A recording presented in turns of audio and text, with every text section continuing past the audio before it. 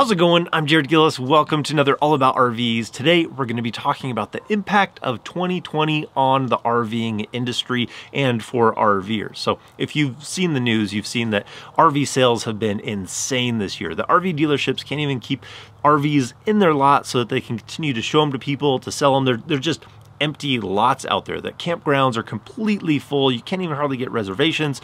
Boondocking places are usually occupied. They're not even available anymore.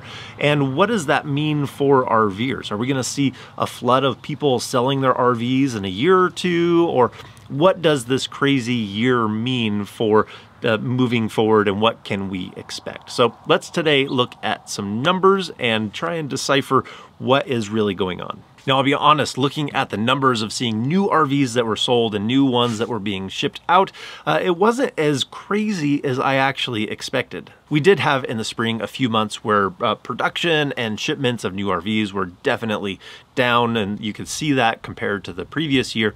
But the months that we have now where there's a lot of production and a lot of things being sent out, it's still not as high as 2017. So looking at the numbers that are being produced right now, if you were to look at the last few months, if you were to look at September and October, they're actually closer to the numbers that we had in 2018. So what we saw this year was actually a decrease in the amount of RVs that were being produced, but we saw a change from the decrease that was happening in 2018 and 19, and now there was a demand for all these RVs, and that's why all the RV dealerships were just wiped out of their inventory. There was an increase of demand and a decrease in the amount that was being produced. We stopped by an RV dealership shopping with some friends, and there was just empty parking lots.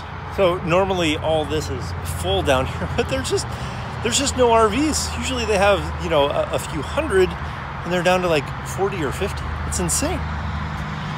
And then when they did find an RV and we were able to help them move into it, we just pulled up to the RV dealership, and we had one of the lots that they usually have a bunch of RVs in to sell.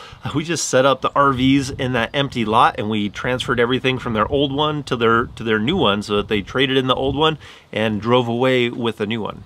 Some RV dealers have that already built into their system, but this was just a convenience because they had an empty lot because all the RVs were gone from that lot that they usually are just full of new RVs. Let's take a quick look at an example of RVs, new RVs that were shipped out in October from this year and compare it to past years. So if you were to look at the sheet, we can see that 2020 in October, we had 47,326 new RVs that were shipped out. Compared to in 2017, they sold 48,926 units.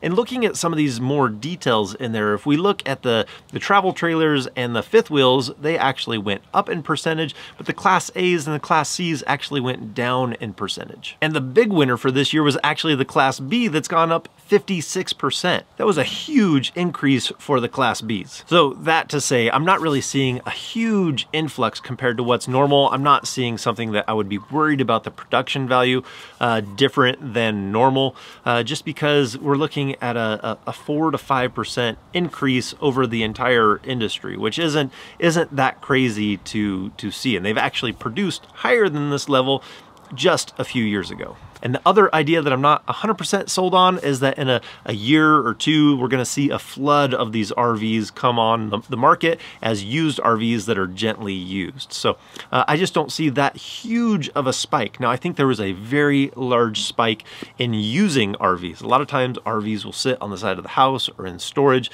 and I think a lot of people wanted to get out this year and use them. A lot of people wanted to rent them and get outdoors and enjoy some of that freedom out there. And so yes, the RV parks and the boondocking places, they were very full down here in the lower 48. Now, if you tried to go to Canada or Alaska, you just couldn't get there. So those places were going to be hurting for more business. So there's going to be a shift in what things are going to be open, what things are going to be overloaded, and moving forward and seeing where that all kind of settles into the marketplace. Another thing that I thought of that I don't really have a way to put numbers to this, but I have received more emails of people asking questions that are wanting to go full-time, because with more jobs that went remote this year, more people want to go full-time in an RV, have that flexibility. So we'll see how that pans out. I don't have any numbers to put to it, but there is going to be an element of more people going full-time in an RV.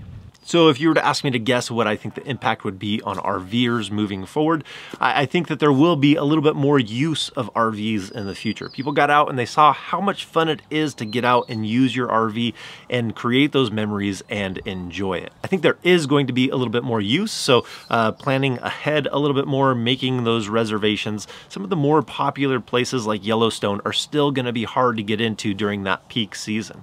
Trying to get down into Florida in the wintertime is going to be doable, but you're just gonna have to plan out a little bit farther and a little bit more in advance. The warmer snowbird type areas are a little strange this year because those that wanted to come down from Canada and enjoy the warmer weather couldn't get through the borders, just like the people that wanted to go up to Alaska this last summer couldn't get up there because the borders being closed with everything. So for this winter, while the warmer areas are going to have more use because more people are using their RVs, it also doesn't have the influx of people coming from as far north to be able to use some of those warmer areas. So there's a heightened use from the people that are down here, but a decrease from the people that couldn't make it down to the warmer areas. For me, the advice that I would give and what we're gonna kind of do is we're gonna try and work in those shoulder seasons. So, or even off seasons. I don't mind going to Florida in the summertime. I know I'm way crazy on that. You won't find me in Alaska in the wintertime, but I don't mind Florida in the summertime. The RVs have AC.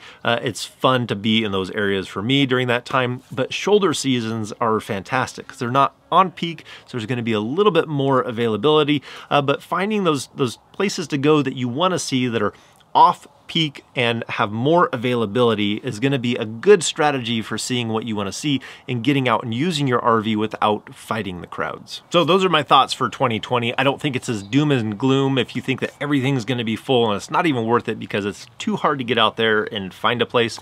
I think a little bit of planning, looking for the shoulder season, looking for the off-season areas, and I don't know if I would hedge my bet to see if all these RVs are going to hit the market. It doesn't look like really that high of an increase over the last few years, so waiting for those to hit the market, hoping that the market is just going to be flooded with used RVs and the prices are going to be lower because they are still going to probably owe a healthy amount on those RVs, and if they didn't negotiate a good price, they might have to hold on to it longer. So finding that RV and getting out there, if you're shopping, just keep shopping and keep looking until you find the one that fits your needs. Now, I would love to see some changes in the industry, more places to stay, definitely more service, but that's a different topic to cover for a different day. So I think that's going to do it. So if you like this video, give it a thumbs up. If you want to see more videos about RVing, hit that subscribe button. And if we don't see you on the road, hopefully we will see you next video.